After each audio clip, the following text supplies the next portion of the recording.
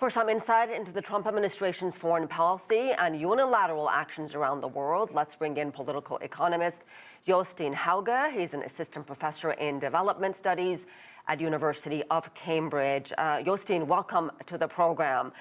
The Trump administration has launched strikes, imposed tariffs, issued threats. Iran, Greenland, Venezuela, Yemen, to name a few, with little multilateral backing. What are the risks for global stability here? Thank you for having me on the show. The risks are very high. We should see this as a very clear return to traditional imperialism. In a sense, what we've seen the United States for decades before this taking action on the international stage without broad backing. But here we see Trump unapologetically saying that he does not respect international law. And although there are different scenarios in Greenland, in Iran, in Venezuela, they all have in common that Trump is here making a clear statement that he does whatever he wants on the world stage, and he simply does not respect international law, which is something that he said explicitly. So this is dangerous, and this is a return to more traditional types of imperialism. From the perspective of the global South, does U.S. unilateralism, to leaders in the global South, this is not really about leadership. To them, is it mostly about, I hate to use this word, but for lack of a better word, coercion? Yes, very much so. We see this especially in Latin America, and this is something that Trump and his administration have made clear in their national security strategy published just a few months ago, that they consider Latin America to be theirs.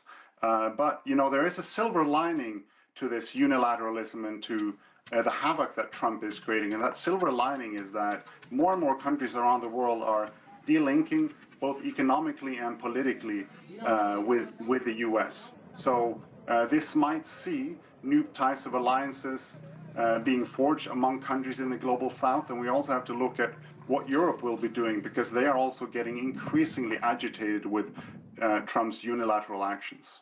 What do you think is going to come of all this discussion and debate and threats when it comes to Greenland? High-level talks have just wrapped up at the White House between the United States and envoys from Greenland and Denmark.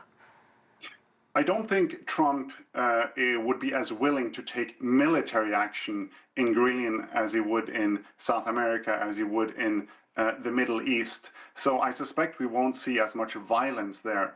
But the dangerous thing here is, if Trump wants to take over Greenland, if he sort of wants to annex Greenland, he can more or less do that without much resistance, because European countries that are traditionally his allies, here we're seeing a conflict between members of the same military alliance. What are they going to do about it? So if Trump wants Greenland, by, say, stationing military personnel there, it's his. So it'd be very interesting to see what European leaders can do. They can complain about it, but can they do much more than that? At this point, they cannot, because they're very dependent on U.S. support in Ukraine. So they are caught between a rock and a hard place in Europe. Let me move on to tariffs. Donald Trump has said that is one of his favorite words in the English dictionary. What does that mean for developing countries in terms of planning, in terms of investing and really stabilizing their economies?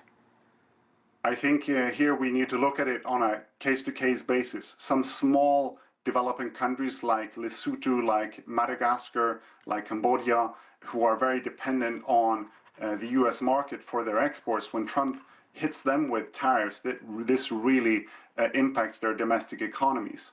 But then there are other countries that benefit. China, most notably, when Trump more or less have taken this tariff wrecking ball to the world economy, it's been quite devastating for the U.S. So China and Xi Jinping has sort of taken a back seat and sort of waited for the U.S. to self-destruct its own economy by ruining its trading relationship, and this gives room for China to forge new relationships. So, across the global South, there are different outcomes here, but what we're seeing generally is that the tariffs aren't working for the American economy, and it isn't working for Trump in terms of forging better and strong economic relationships around the world.